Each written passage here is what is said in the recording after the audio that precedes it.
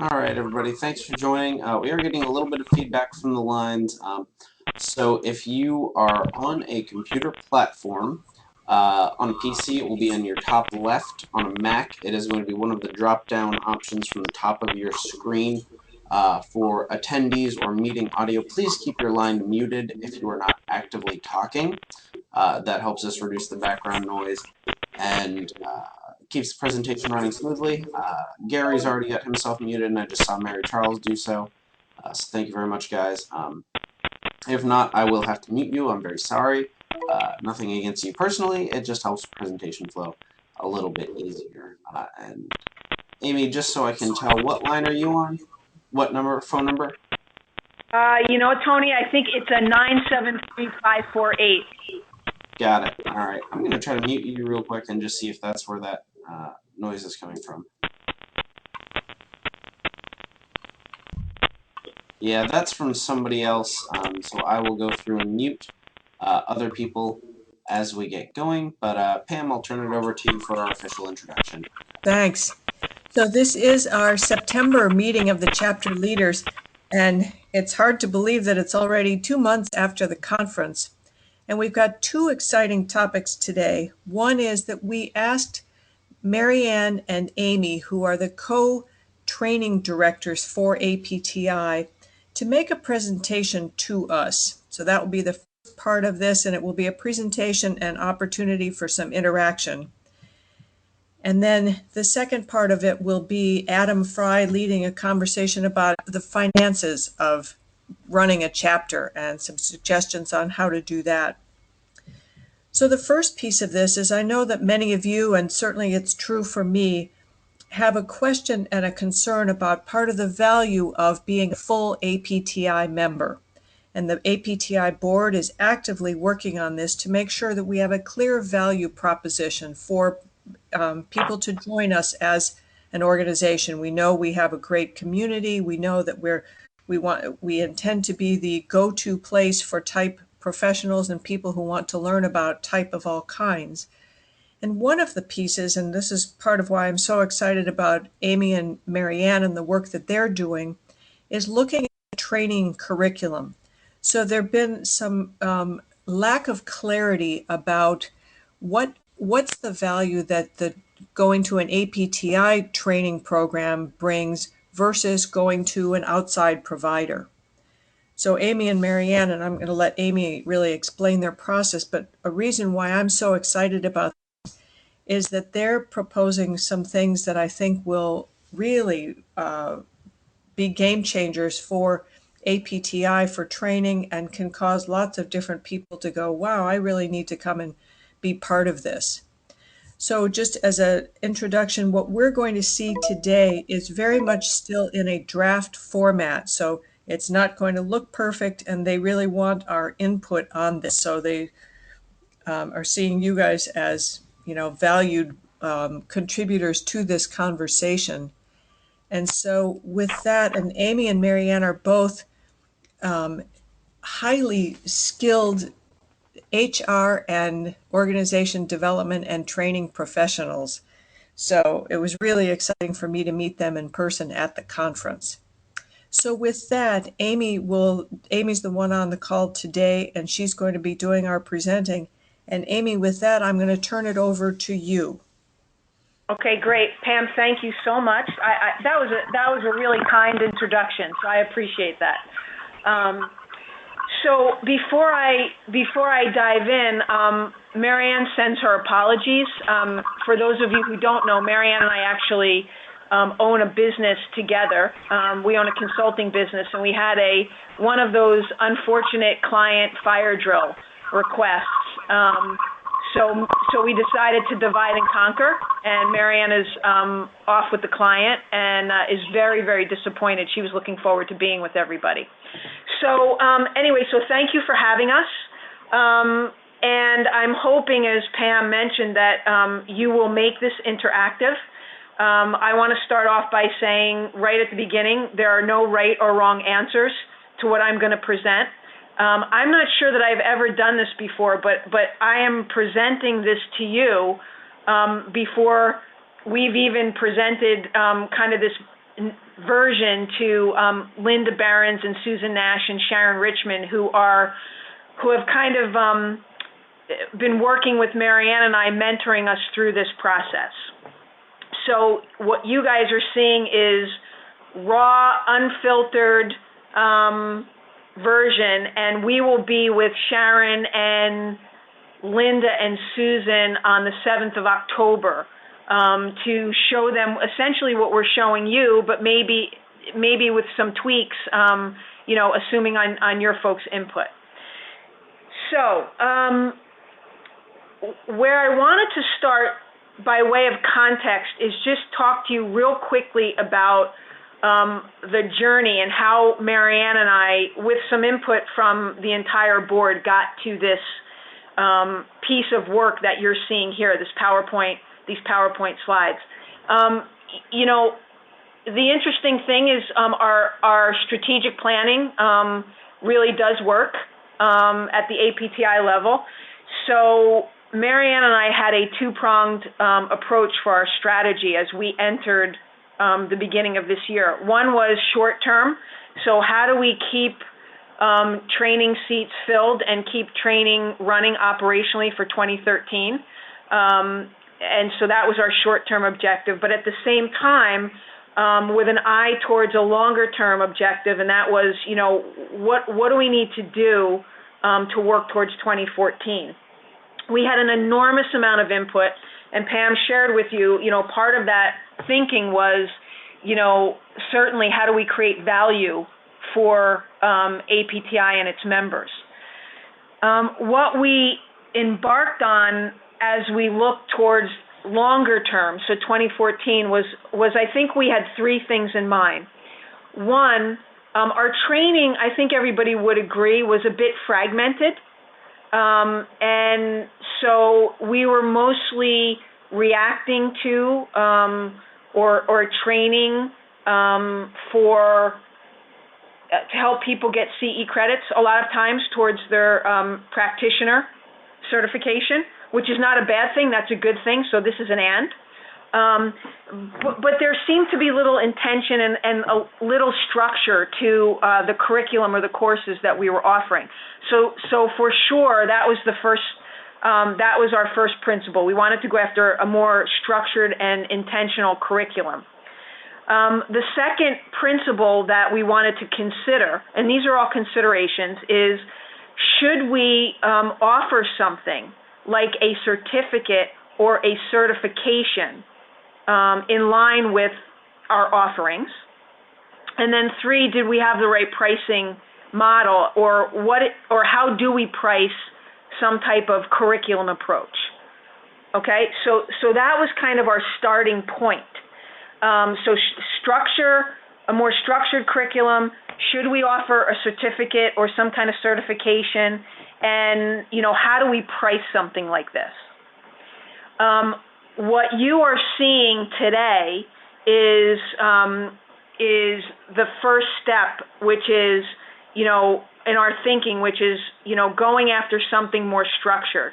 Marianne and I went out and we activated our network of, let me step back, I'm sorry. There was a belief that there was a huge market that we had not tapped into, and that was the HR practitioner market.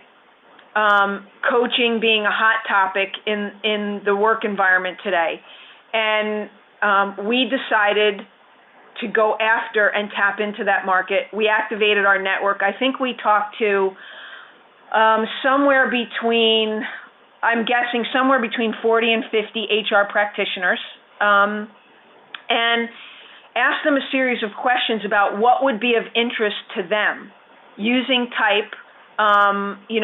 What is a really, really hot item in their environment? And hands down, everybody is looking for a leg up on becoming more effective coaches in the workplace today. The interesting thing is that I think a lot of professional HR people are looking to become more adept, more facile, more effective at coaching.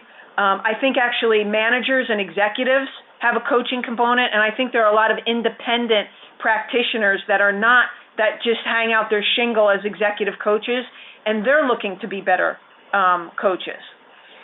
So we stayed with the HR practitioners, and we spent a lot of time talking to them. What you are actually seeing is a summary of the topical areas, and I think there are 1, 2, 3, 4, 5, 6, 7, 8, 9. 9, when we kind of boiled it all down, 9 key areas that HR practitioners, independent coaches, and in some cases, managers, leaders of large organizations would like to become more adept at in terms of coaching. Okay, so if you all have the PowerPoint deck, and I don't need to go through all the slides, but the first sheet is a summary of those topical areas. The first one being cultural assimilation of new executives. Okay, so there is, no secret that organizations turn over senior executives. They're in transitions. They're trying to change their organization. So a lot of times when companies or organizations bring in new executives, the new executive arrives and they're just expected to perform their job. So a lot of HR practitioners are finding themselves in the position of how to help executives assimilate into a new organization or into a new culture. And just as one data point, there is a statistic in the marketplace that 60% of new executives fail within the first 18 months of their assignment. Okay, that is a huge financial and cost impact, to any organization. So how do we as HR practitioners, how do we as independent consultants, management consultants, organizational consultants, how do we help and coach new executives to assimilate and become successful, to maximize their success? We believe that is a powerful value add to any corporation. The second topical area that I think is on the mind of a lot of HR practitioners is how to bring a level of accountability into their workplace, and accountability that allows organizations to move towards impactful business results with velocity. So with clarity, enabling and empowering associates to own and drive to results. Okay, so a diffused accountability is plaguing a lot of organizations in today's day and age, where people are unclear about what they should be doing that will have the maximum impact to drive business or organizational results. So certainly accountability was a big topic. The third place was building kind of aligned and committed followership. I think one of the places that a lot of senior executives are struggling, or leaders, or just the day-to-day frontline manager is, we've got a team of people, we've got 100 things to do. How do we get the team all aligned, rowing in the same direction, so that we can maximize our opportunity for success and drive toward the business results that we need to get to? So how do we build? Yes. Amy, this is Pam. Just one thing on all of these topics, the reason that these become so important is that these topics will be presented from a type perspective. So using type, how would you best culturally assimilate a new executive, et cetera? Is that true? So as they're listening to you about these topics, that would be the lens through which to listen to you. Yes, Pam, I'm sorry, I made that assumption, but yes, so just to clarify Pam's point, all of this would be using type and all the great things we know about type to help people be more effective coaches. And when we talk about type, we would be absolutely looking at, the multiple lenses of type: cognitive processes, interaction style, and temperament. So how do we use type to increase and maximize the coaching effectiveness for HR practitioners, management, OD consultants, independent coaches, to be better coaches. Thanks, Pam, for that clarification. Okay, so back to my summary chart. The next big topical area was, this concept of virtual leadership in a matrix environment. Many organizations today have gone to a matrix structure. So they have functional areas, they've got business areas, and they intersect. And leading in a matrix environment is, by the way, is the toughest organizational structure to manage in and to lead in. And a lot of HR people are finding themselves in a position where their leaders are sitting down and can't figure out how to get things done because no longer can they get things done just by powering through it themselves. They have to look left, they have to look right, they have to look up, they have to look down, they have to align the system and be able to navigate that matrix environment. So that's a big topic. The art of delegation at all levels. Marianne and I certainly see this probably one of the top three things we see in our consulting practice as we assess leaders of people at all levels. One of the things that they struggle with as they lead teams is being able to delegate and not hold on to things by themselves and get overwhelmed. The next area is how to coach other leaders to develop, coach, and maximize the performance of the people that report to them. Marianne and I also see a very big difference in coaching for performance and coaching for development. Coaching for performance is kind of how do you get your day-to-day objectives done. Coaching for development is how do you grow your people assets to maximize their potential in the future. The next area is really all about how do you manage agreement, conflict by using candor. A big discussion area for us as we met with, the scope of HR professionals was, the notion of this lack of candor and the lack of candor that enables constructive conflict and allows people to get to agreement in the workplace. I don't know if any of you have ever heard of the Abilene paradox, but if you've ever heard the saying, we went to Abilene, what I think many organizations are finding is they get a group of people sitting around a table and having a meeting, and they're trying to agree on something. Everybody shakes their head and says, yes, we agree. They leave the meeting, and the first thing they say is, I really didn't agree with that, but I didn't feel comfortable saying that. And what that does is it significantly diffuses the impact of, trying to drive towards an aligned solution. So this whole notion of trying to get people to be candid, so that when we leave a meeting, we're all agreeing and we're putting our issues on the table at the appropriate time. The eighth issue, owning being heard. Marianne and I see this a lot in our practice, and it was a huge topic when we talked to HR practitioners, is please help us to coach our leaders on how they could be heard more effectively when they're trying to align their organization, get the organization marshaled towards a common goal.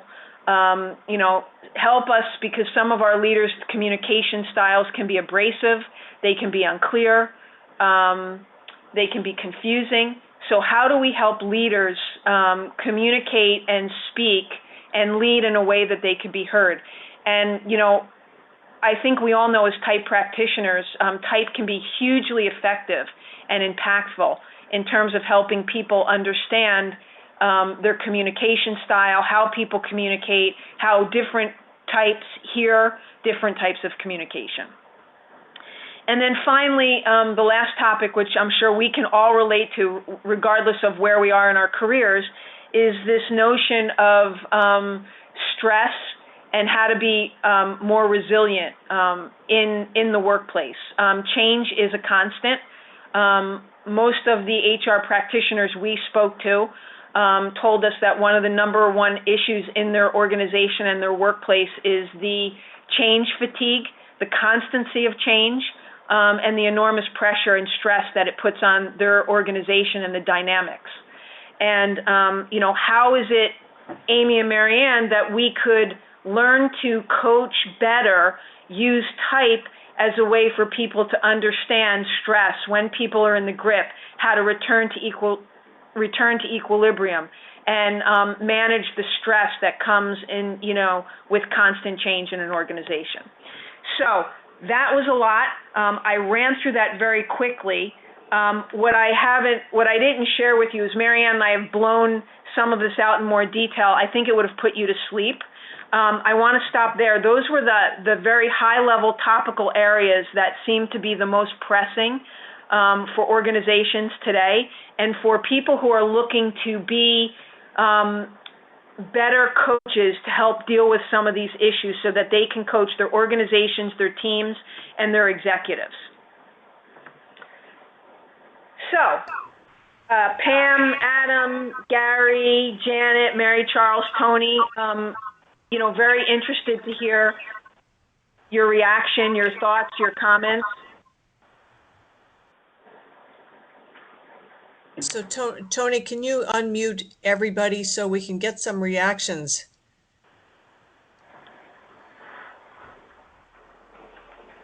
All right, so Adam, you're unmuted here. Tony's working through that. So please speak up and tell us what's your reaction to what Amy just presented.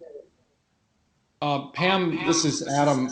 I wanted to ask Amy, how will you reach senior human resource professionals with this curriculum, apart from the ones who are actually APTI members already? Yeah, Adam, it's a great point. I think it's one of the things that we're in the process of thinking through in terms of, how are we going to market this and build excitement, in the workplace. I'm picking up on some going, so I'm sorry if you guys are picking up on that as well. Adam, we've thrown around some ideas of creating partnerships. If, are there HR, certainly the largest, SHRM. I don't know if they're out of our league, but there are certainly other organizations. Can we go pitch a partnership? If you have any ideas, Marianne and I are all ears. Yeah. So Adam, besides the question, what's your reaction to hearing this? Well, I think the subject matter is very interesting to me. I just don't know enough about, I don't know enough about the membership of APTI to know how well targeted it is. But I'm interested in these subjects for sure. Yeah. It seems to me that the target is people who may not yet be members of APTI, so it would be reaching a new audience in a way to expand the membership as well as to make sure that the current members have great tools. Other folk reactions to this. So have you been listening to this? So yeah, Laura, go ahead. I'm sorry, Pam, can I just jump in on one of your last comment? I think Pam's absolutely, I think we have our existing market, which is our current members for sure, building on the theme that we saw in the Miami conference, which is type in action. Marianne and I really believe that this is a classic way to use type in action and apply it, okay, by going after and helping people become more effective. So we hope that our current members will see some value and some applicability and some continuation of the theme that we started in Miami. And then Adam and everybody, certainly there's the market that's untapped, and how do we get creative and go after that untapped market and start and help build help to bring in some new members. Yeah. So other comments, Mary Charles is saying that the feedback is really awful where she is. So we're in that hard to balance point because I really want to hear from some others. Other reactions. So Laura from San Diego, are you still on? Would you tell us what you're thinking? And Gary from Dallas, I'd love to hear from you. And Juanita from New York. And Janet from Sandapt. Some of your comments. Amy, this is Gary. Hi, Gary. Hi. I want to affirm the work that you've done here. I've used Myers-Briggs and these topics within an organization that I was an internal consultant with. So just to affirm your work, you're right on target here. And just to say that type and being able to address these issues through the lens of type has been very helpful to the clients I've worked with. Well, Gary, thank you. I appreciate that. It's always nice to get affirmation and validation. And I'm hoping maybe we can reach out to you as we go through this. It sounds like you have some experience with this. Yes, I do have experience with this. I think this is more comprehensive. The work that I did, I would say, was to some degree design, and another aspect it might have been by accident, but it was exciting to see this list and to see that in some ways I was on the right track as well. All right, great. Nice, Gary, thanks. thank you. Thank you. And after you're done speaking, if you can mute yourself, that would be helpful. But Juanita or Laura, what are your sense?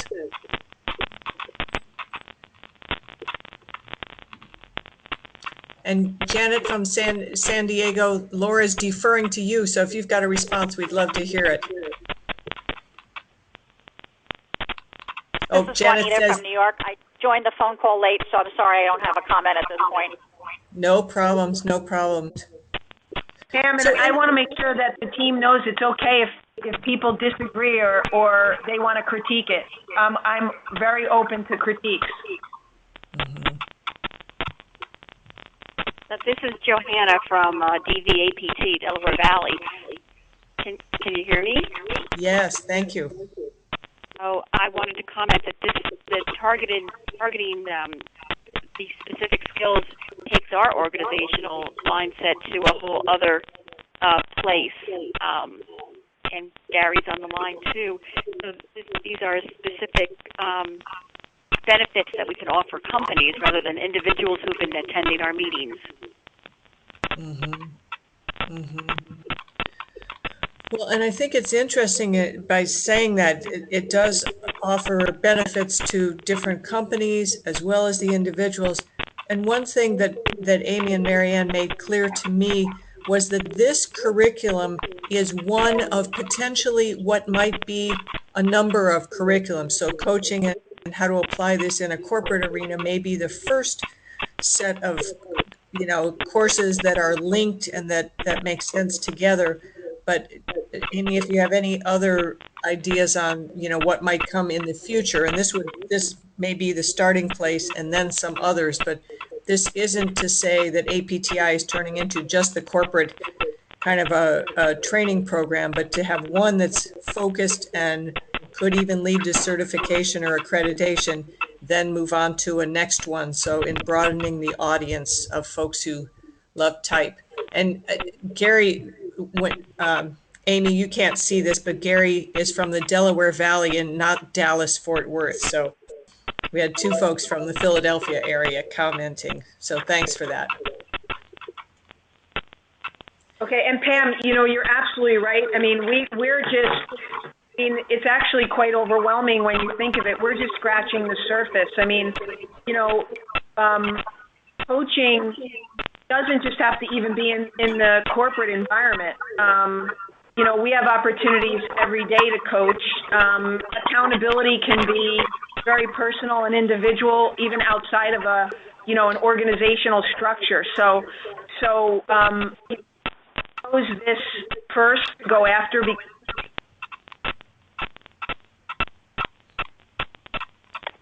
And actually, Amy, you just cut out. So what I was saying is, we're just scratching the surface. There are many more sub areas that I think we could curriculum around.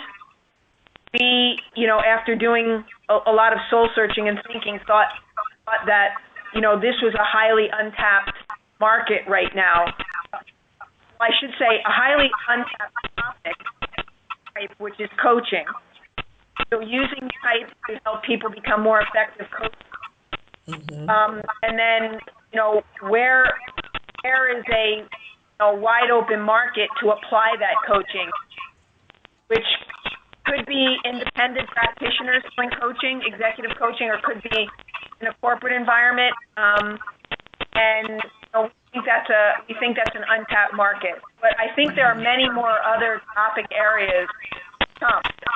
Mm-hmm. Other comments from anyone about any of this? We're quite curious about this. Charles, I noticed Charles from LA. Are you here? Any comments? Yeah, one of the things that I think is kind of interesting would be to look at it from a prevention perspective versus intervention.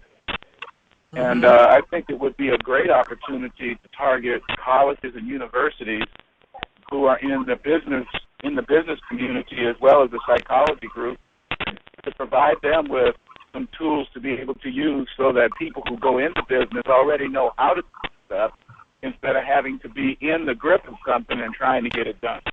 Mm-hmm. Yeah, Charles, you know what? Fabulous. Great comment. Great piece of feedback. I agree. Yeah. Perfect. Anything else from anyone else? And you may have thoughts later on, and we'd love to hear them. So zip them to us on email or the Google group, any of that. But anything else at the moment for Amy? I had one idea. This is Adam Fry again. And that is, I'm just wondering if it would help or hurt, and I don't know the answer, to broaden out a little bit so that it applies well to nonprofit corporations as well as for-profit. Because I think most of these topics actually apply to just about everybody in some aspect of their life. And so, you might broaden your audience by not couching it too much in corporate terms. On the other hand, if you broaden it out too much, you might conceivably lose a corporate audience. So I don't know what the right balance is there, but it's right. Great question, though, Adam. Adam, I actually think it's a great point. I think you're right. It's probably an and I think you're absolutely right. I think Marianne and I believe that any of these topics, they do not have to be just inside of a corporate environment.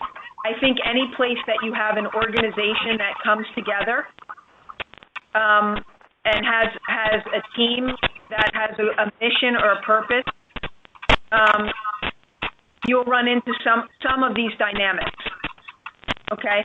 And Marianne and I are actually working right now. We're consulting with a not-for-profit women's philanthropic board. And we use many of these, we use type and many of these principles every time we deal with them. So I think you're spot on, and I think you're right, it's a balance. Mm-hmm. Nice. Anything else then for Amy?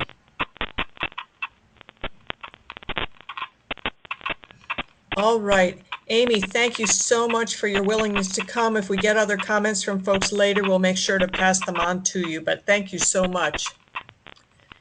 Pam, you're welcome. And thank you to everybody. We very much appreciate you listening and helping us think through this. And I'm hoping Pam can help you find us if you have any more thoughts or feedback. Right. And Amy, before you go, were there other slides you wanted to show us, or this is really the top line kind of slide and the others are details that we could look for? Yeah, Look at you know, later. Pam, that's exactly it. And, you know, I thought everybody could look, you know, kind of see a little bit of the blowout, but I think I got the most important pieces that I wanted to get through. Great. Perfect. Perfect. All right. Thanks, Amy. We'll let you go, and then we'll shift to Adam to talk about the finances of a chapter. Okay, thanks again, guys. Have a good rest of the day. All right. Bye-bye. Bye. Thanks, Pam. Tony, perhaps if you can load up my 3 PowerPoint slides, that would be nice. And perhaps it would be good also to mute people except Pam and myself for the moment, so we don't have so much background crackle, if you can do that. And I'm crossing my fingers that I'm not the background crackle. Oh, yeah.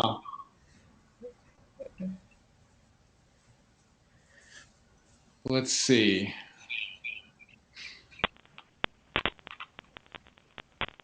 Tony, I presume you're still working. Just pulling it up now. Okay, thank you. So, yeah, I thought I would talk a little bit about the financial management challenges of just managing the money of an APTI chapter. And I thought it might be fun to approach it from the point of view of type. In my experience as in business and as a consultant, you know, organizations that are more sensate culture or that are more intuitive cultures have very different kinds of financial management problems. And actually, I think the problems of intuitive dominated cultures are much easier to solve and much less serious than those of sensate dominated cultures, because with the sensate dominated cultures, there's always that problem of not anticipating environmental changes, trying to clone a success that you have someplace and make it operate in 100 other places. And meanwhile, the world is changing out from under you and you're not seeing that. And there can be, you know, problems that come from investing in what's working now and not seeing how things are changing. But those are not the problems of intuitive dominated cultures, which I think pretty much every APTI chapter is. So if you can go on to that next slide, Tony. The main problems that I have seen in organizations that are more intuitive cultures are mainly around money in measuring and verifying. It's that introverted sensation skill of getting the details right, checking the details, comparing them against the past, and comparing them against the plan. And so I think the hardest thing for managing money in an organization like an APTI chapter is to actually, you know, if you make a financial plan, take the trouble to compare it against the past data and gauge, you know, what is the scope of how much you're planning to change. In other words, if you're, you know, planning your membership revenues to be $5,000 this year, and they were $2,000 last year, then you're saying they're going to more than double. And then you have to ask yourself, is, you know, are we going to do more than twice the work? Are we going to have, you know, more than twice as good ideas? Where is that more than double going to come from? And I see often that step of comparing to the past, which has come so naturally to introverted sensation, is often left out sometimes in intuitive groups. The other comparison piece is to compare the actual financial results as they happen against the plan. That's another thing that I think intuition doesn't particularly like to do, but that is very useful, because if you have a budget and if you lay out the budget by month, then, you know, 2 or 3 months into the year, you can actually look at the results and say, okay, for the first 3 months of this year, we had planned, according to our budget, to have these results, and the actual results are this way. How different is it?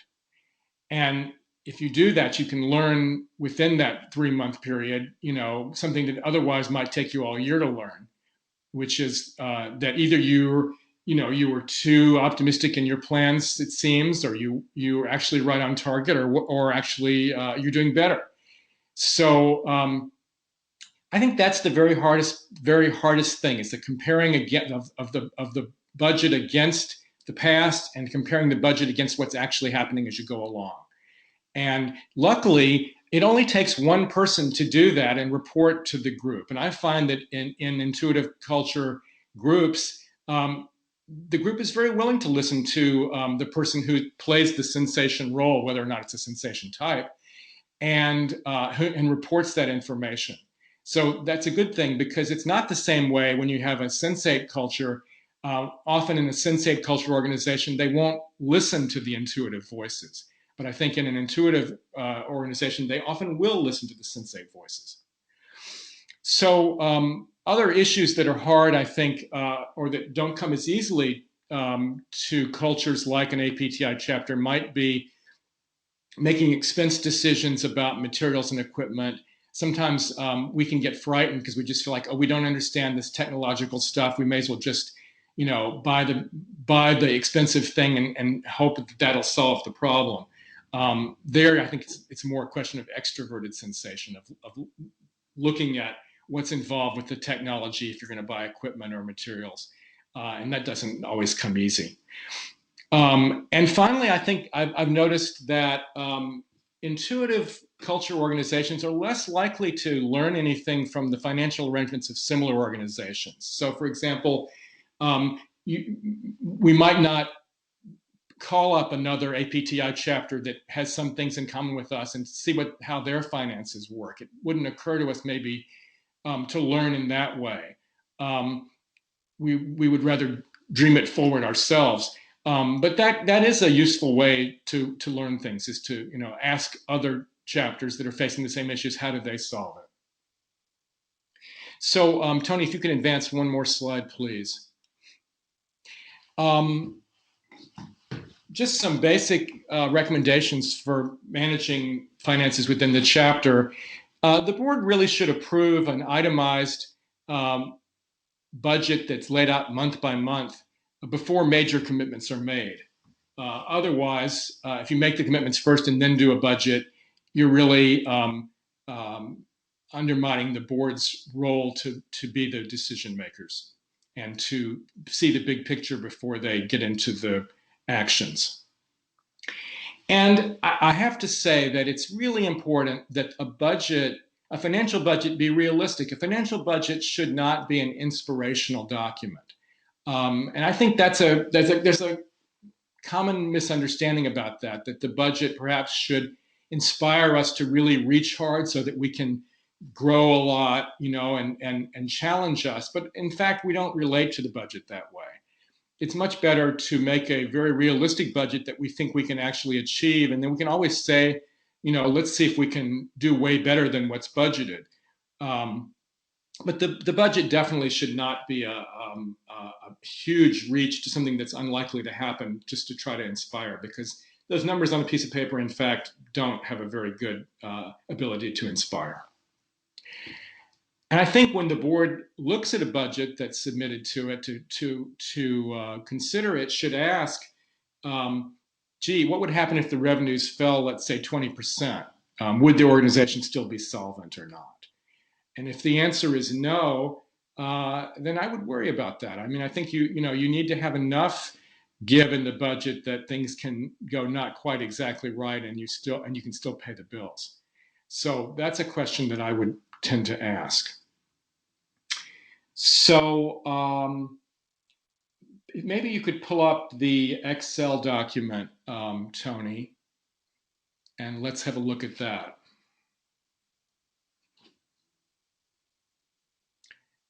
And while waiting for that to happen, what you're going to see is a 12-month budget that is covering this period, in this case, from July of 2013 to June of 2014. Those are the months. Each column is a month. And then at the top, you're seeing the major income items for the chapter, the membership revenue, the affiliate dues revenue that we collect and pay to APTI, and other kinds of revenue, members' revenues for workshops. In the case of this particular chapter, revenue comes from non-members and maybe some donations. And then some common expense items for an APTI chapter are shown below that, such as the fact that we have to pay our affiliate dues once a year to APTI.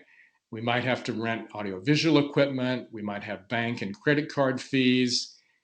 We might have event refreshments. I have put here copying, room rental for the place that we meet if we have to pay for that, speakers fees if we ever pay those, supplies, travel and accommodations for speakers.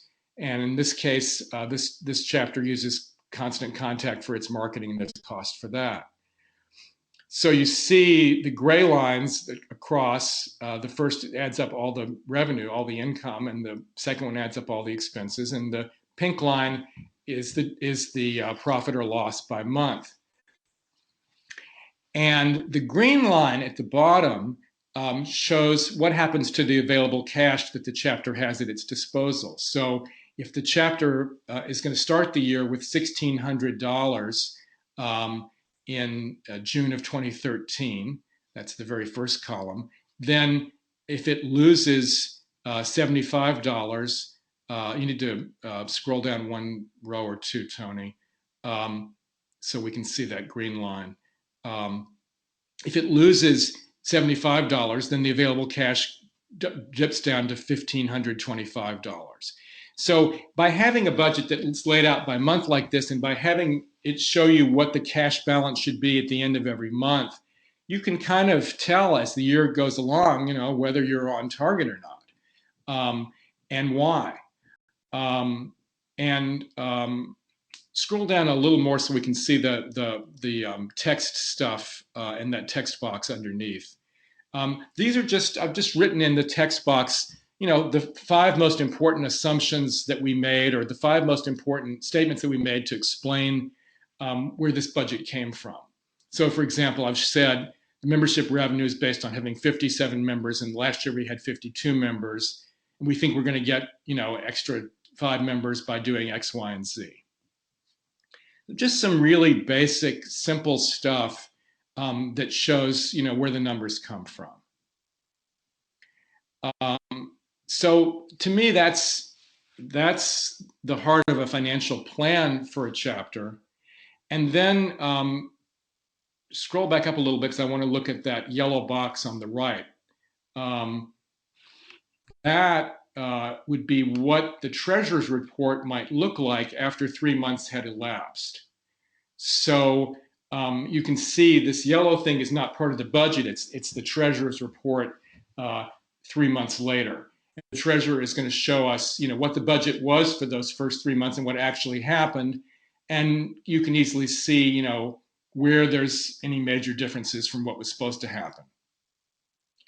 So I've also made available to you an example of a job description for the treasurer, which you can get from the email invitation to this event, and it's in the Dropbox. So we don't need to look at that. But if you need a job description for your treasurer, I think it is possible to divide the treasurer's work into 2 if you can't find one person to do it all, because one person could do cash management and one person could do planning and tracking of results. You could divide it that way.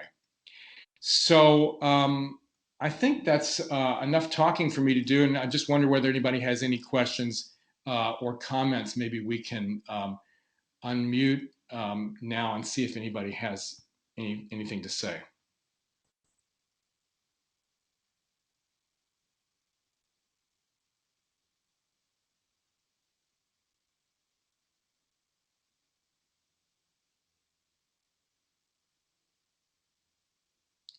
I'm wondering if this is how chapters do this already, or whether this seems like way too much work to people, or you know, whether it seems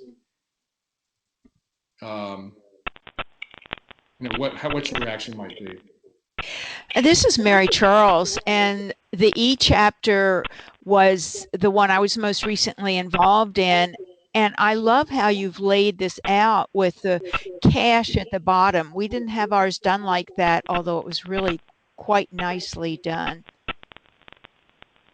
Yeah, I think being able to follow the cash is important because, that enables you to see whether you're going to have a cash flow problem. I mean, you have to watch out that the revenues come in before the expenses go out. It could easily go the other way according to how your year is set up. And so it's important to see if there's some place in the year, to know the place in the year when your cash is going to be at its lowest point and watch out for that place. I see that Janet wrote in from Sandap to ask about the black and white numbers in the spreadsheet. So all of the numbers that you're seeing on the left side of the spreadsheet, not the yellow part, but in the white part or in the parts that are colored in with green or pink or gray, those are all estimated numbers. In other words, those are all budgeted numbers. Budget means the plan, and then actual is the word that really happens.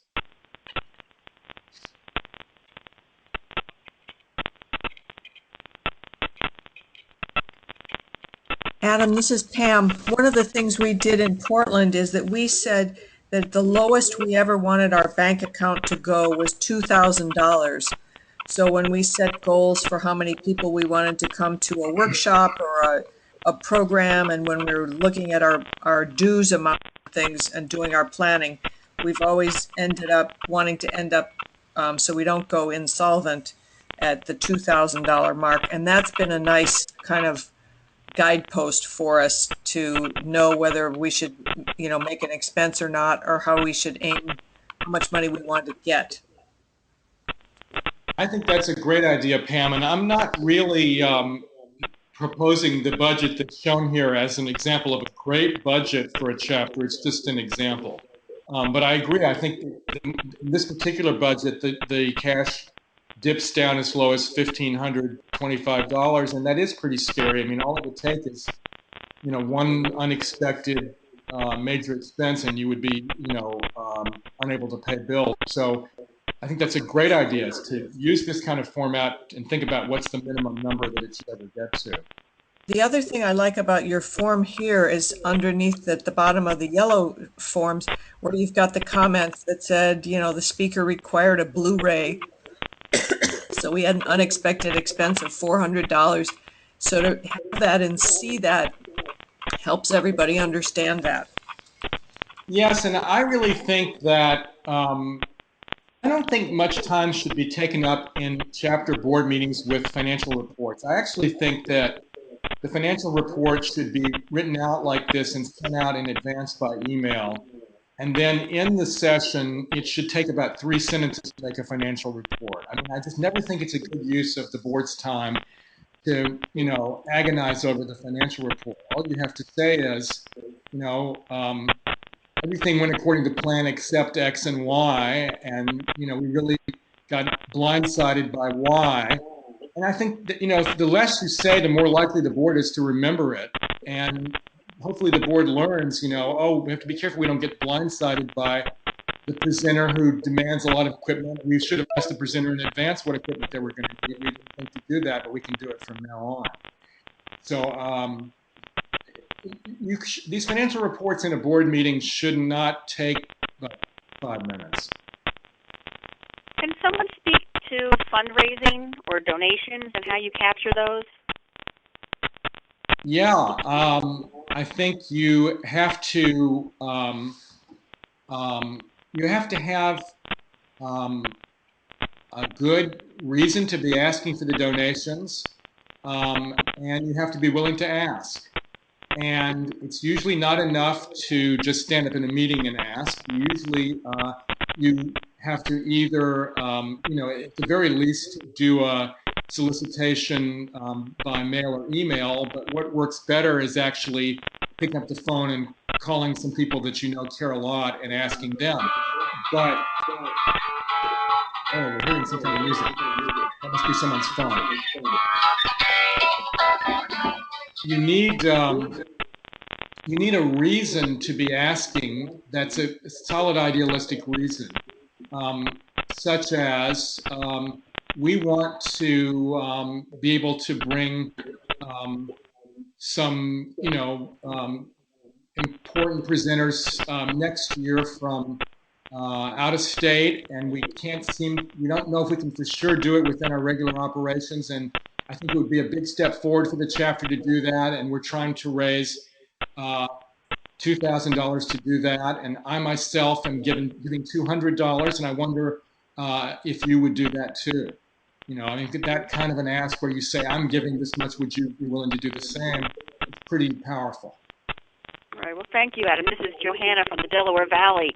We were considering a fundraising event for some kind of communication through email. Yeah. Nice. So anything else for Adam or anything for today? We've got just 2 more minutes. I want to honor our call. And Adam, if you'd remind us what our topic is for October, that would be great. Yes, in October, our topic is reaching out to community organizations. Right, and how to do partnerships. Oh, that'll be an interesting one. Okay, any final comments then? Otherwise, we'll close for today. Thank you.